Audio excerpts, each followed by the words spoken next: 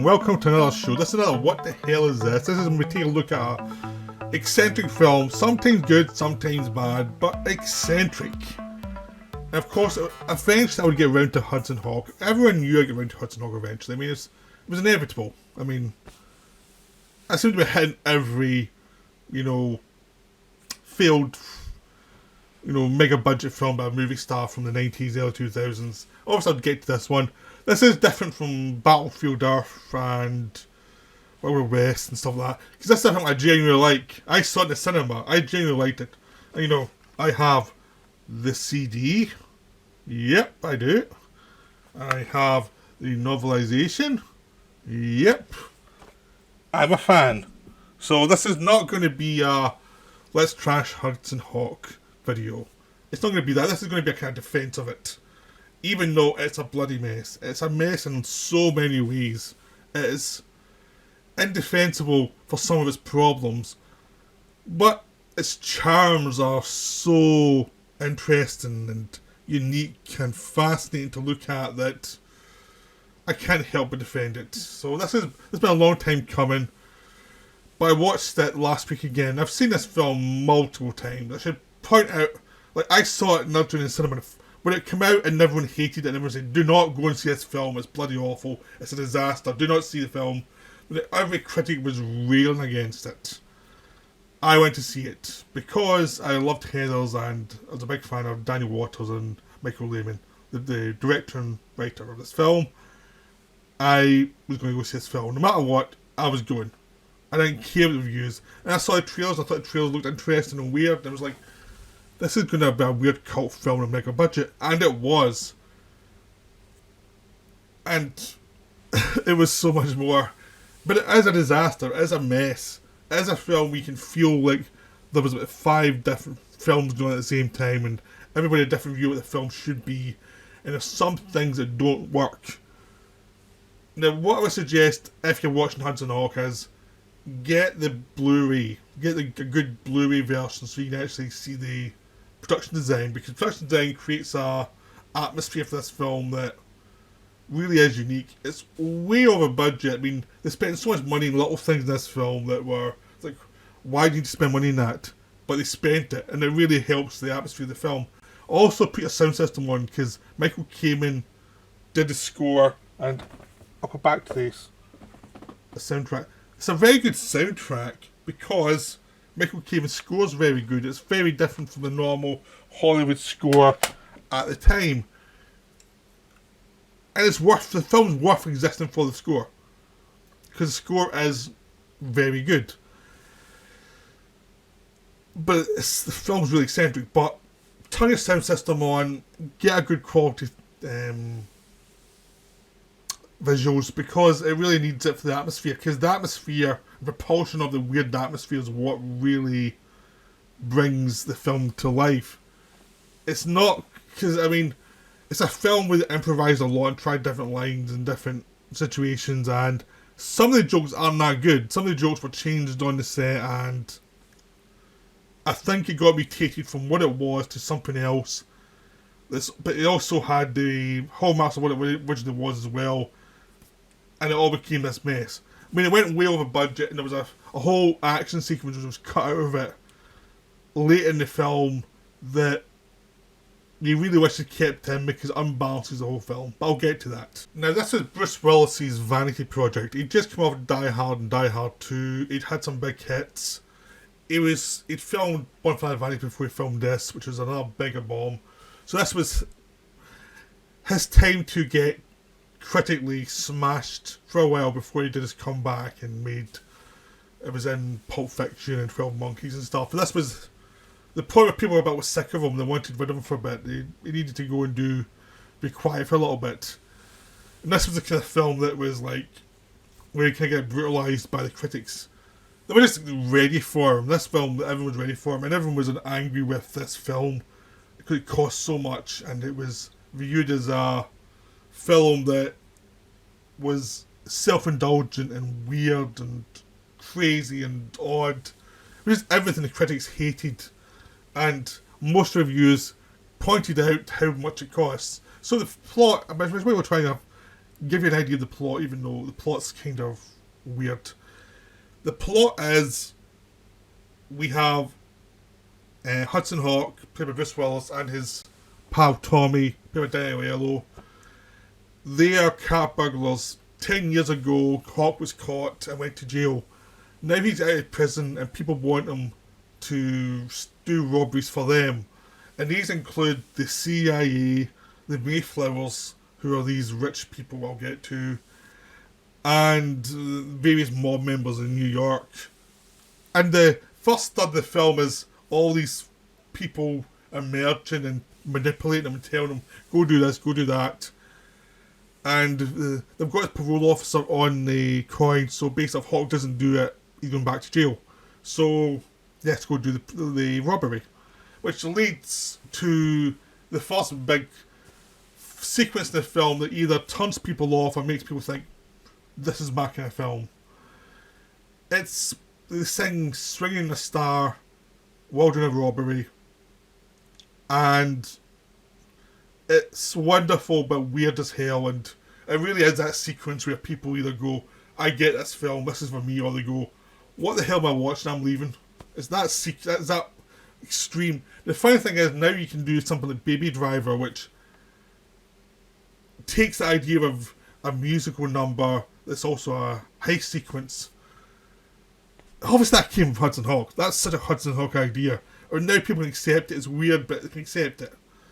This film, no. It was bizarre because already before that happened, you had a prequel sequence with Da Vinci, which lots of gags in that, which sets up the ending. You had a sequence of him coming out of jail that was weird and had lots of weird references that wasn't quite normal. You had these over-the-top gangsters and there's a weird dialogue on there. There's a weird obsession with cappuccino. There's tons of stuff even before we get to this bit that was weird. But I think this is the point where people realised, oh, they're really going for it. They're not going to break this weirdness. They're going to keep going. And it's silliness. And they're going to throw tons of stuff at the screen. And some of it's going to stick and some of it's not. And that's, I think, with Hudson Hawk is a case of, you're either with it or not, when you realise that tone of, we're going to throw stuff at you and it's going to be weird. It's not going to be the airplane where it's just silly joke after silly joke. It's going to be weird jokes. Some of the jokes don't land. Some of the jokes are really strange and only like 10% of the audience will find them funny. Some of the jokes will be much more broad. But it's going to go from joke to joke and different types of jokes all the time. And you don't really have a protagonist. You have a... Hawk's more like a character who's the host of this group of weirdos coming at him. You don't really know what his personality is by the end of the film. He has a kind of cipher for this film. Like, he's Bruce Willis basically being your host through this weird film. But you don't really know the character. I mean, if you work at Die Hard, you know what the character John McClane is. You don't get that with Hawk. Hawk, you get this kind of weird character. It's kind of like Bruce Willis, but you don't get an idea of what he's really about. He's just trying to survive these encounters, but you don't get a sense of his personality. He's just bouncing off these things like a cartoon. Now, to me, that's fine. That's fine for me. I can take the fact that your lead character's a cartoon. And they're doing cartoon jokes from him all the time. He gets hit in weird ways which would kill him otherwise. There's no realistic centre to him at all. I mean, one of the jokes about him, he's a hipster.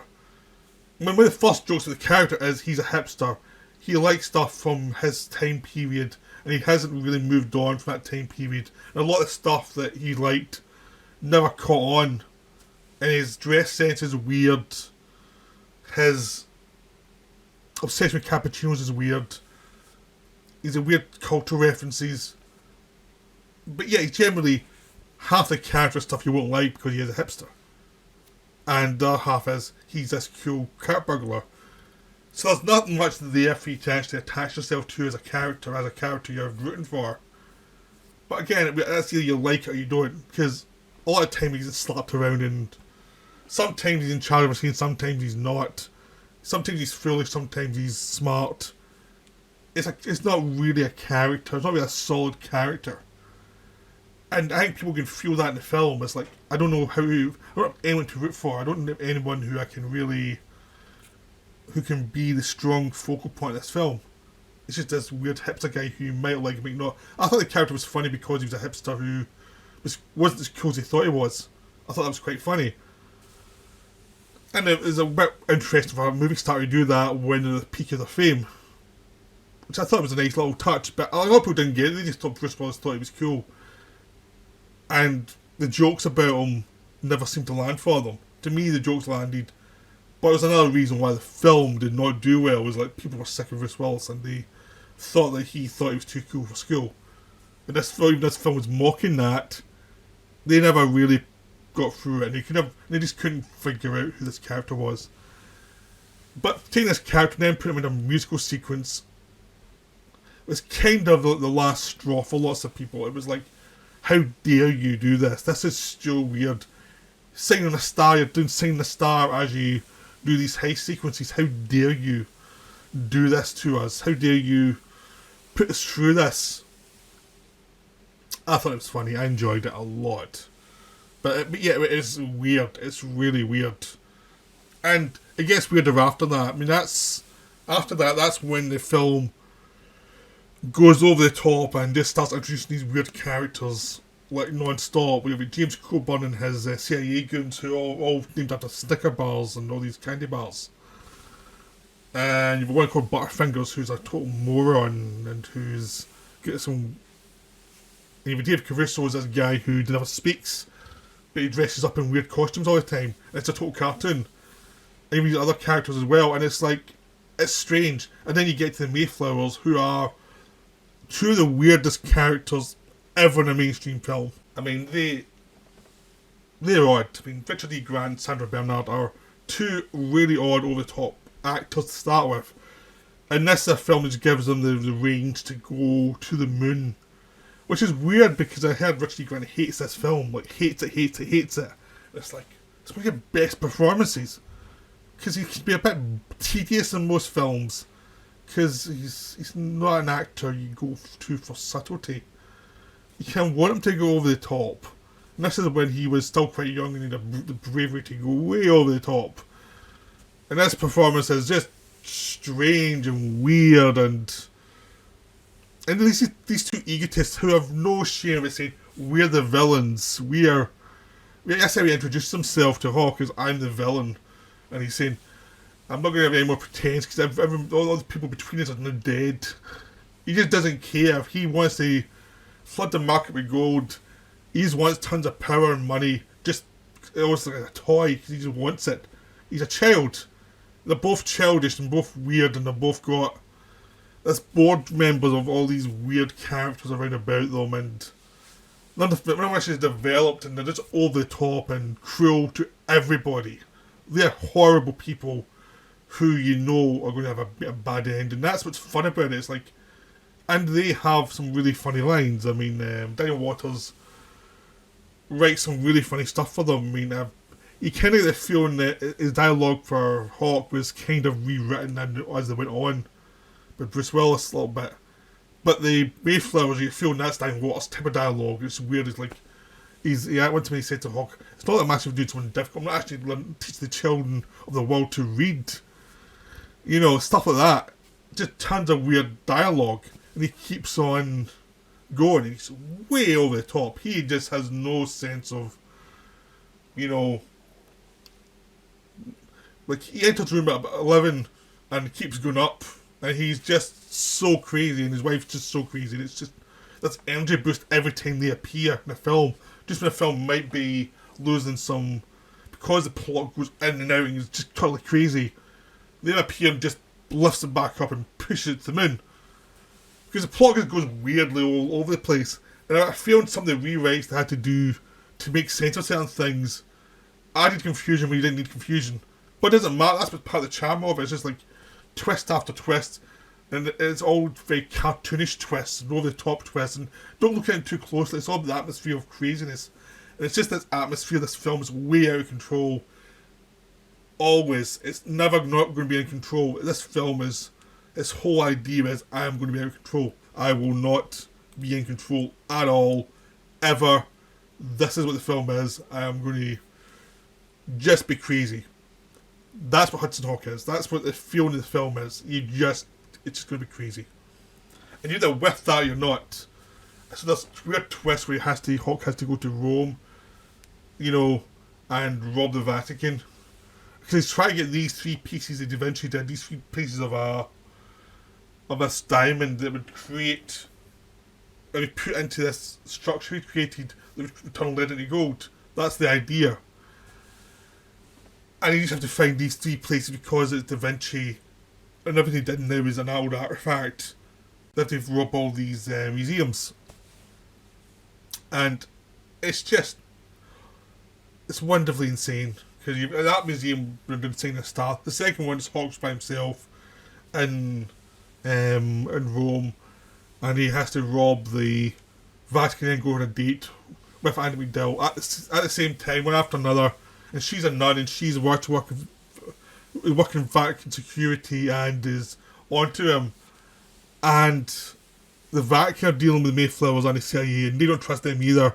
And it's all very weird, it's all very twisty, and it's best not to try and follow it too closely, because it doesn't really matter.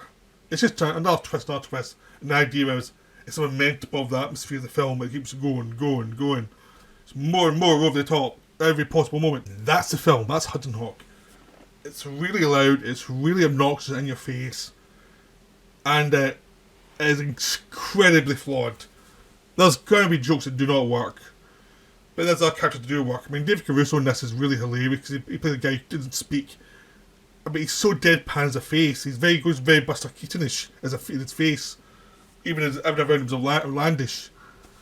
I mean, Butterfingers, who's this idiot, this huge guy who's an idiot. He's really stupid. He calls James Coburn coach because he thinks he's a football team, and he has to read children's books.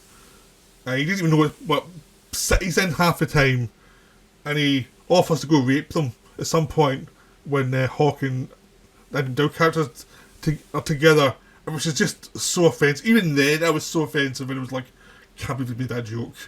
That's just, again, those kind of jokes are the things that really made people hate the film. It's like, they were so offensive even then, and they're offensive now, and that's what's fun about them. The problem, even if you're a fan of the film, is that there's lots of it that don't land. There's also a problem, there's a pacing issue. It's into the final third of the film, but there was meant to be another heist sequence in Russia. They got cancelled because they ran out of money, so they had to not do it. And they built a set for it, they didn't even set up, and you get a feeling there needed to be another action scene in there before we got to the end, and there's not one there now, there's just a lot of dialogue scenes. And it throws the pace off a little bit, but also makes the film weirdly even more out of control and more weird, because you suddenly have a big conclusion of some of the characters inside a living room. And it's just weird, and it's funny, because it's almost like a tweaking convention. Like, we could have showed you this other heist, but we never bothered.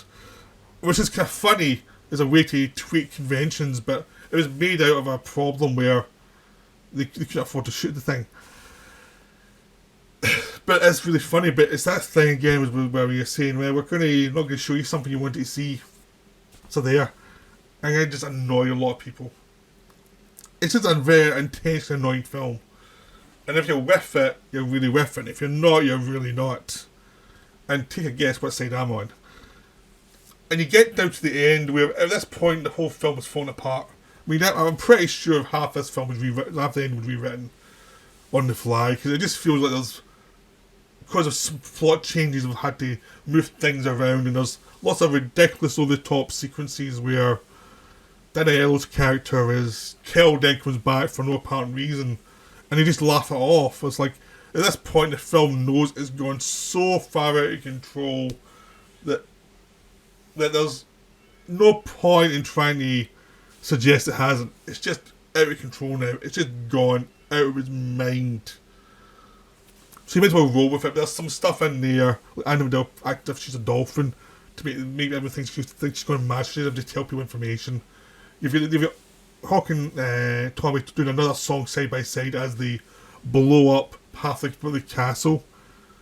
And I still gag about how bad a fighter Hawk is during this sequence. It's just bizarre. I mean, he does all these heroic things that don't work. Like, he gets something knocked out, and he does a big fight scene with James Coburn where he's been beaten up for most of it. And James Coburn's in the 60s, and he does a massive swing and then gets instantly knocked out. He's just utterly useless, which again, I don't think people liked. Like, create a hero then have him utterly useless. It's kind of similar to Big Trouble in Little China where they did the same thing, and I don't think it really works. People pay for a hero, even in a comedy. If you don't provide that, it annoys them. Finally, you get to the end, which is, as the background shows, a flying machine that was built 500 years ago that still fly, which in any other film would have been utterly absurd, but in this film it just works perfect. You've got a hilarious sequence where a dog dies that is the funniest joke in the whole film. Richard E. Grant goes out in an explosion of gold that's a send of every villain in every movie where he literally him and his wife are literally covered in gold and electrocuted, and everything they could possibly do as a cartoon thing is done to these characters. It's just insane. I said Danielle comes back from Palm dying, pumping in a burning and flaming car, and somehow he survives. It's utterly ridiculous. And that's the one bit I don't really like, is him coming back from the dead, because I think it's, even though they take the mick out, it does feel a bit too much. But the whole mood of it, especially between the cinema, I'm thinking, what the hell am I watching? It was just wonderful to see, because it was obviously a film for very few people. And it's a film that if you're a fan of it, you try and push to other people and say, you should see this, it's quite good. And they always end up looking at you as if you're a moron. Which is part of the charm of being a fan of this film. The disdain that people have for you for being a fan of the film. Because it is knowingly ridiculous. It is utterly, utterly ridiculous. It is a film that it deserves to tell what the hell is this, because it intentionally goes insane. Now, it was a film that kind of ended Michael Lehmann's big screen career as a up and coming director, because it's such a bomb. But he'd been on and made other films, he'd done a lot of TV as well, so he survived fine. Daniel Waters went straight from this to Batman Returns, where he trashed the Batman series as well in a really fun, interesting way. It made my favourite Batman film. And then he went on and did Demolition Man, and he's done some other films since then, but the 90s was his peak for spending studio money in weird films. And all the other actors and went on and did their own thing. James Coburn won an Oscar pretty soon after and died. Everyone's career survived this film. Like, no one was damaged too badly by this film. Everyone went on, it was fine. And it became a cult film. So much so that when Last Action Hero came out and bombed 2 years later, it made people nostalgic for this one and the reviews. It's just a wonderfully odd film. It's a throwback to self-indulgent 90s films where a movie star could actually get this kind of thing made. And as I talked about Spartacus before, another self-indulgent movie star movie, if I'm being honest, if I had a choice between watching Spartacus or Hudson Hawk, I'd watch Hudson Hawk. Anytime. So there you go. Discount my taste as you will. But I hope you enjoyed this video. I hope I've explained the mania of Hudson Hawk and what it is that attracts people to it. And I'll be back very soon with some more videos. Right, bye for now.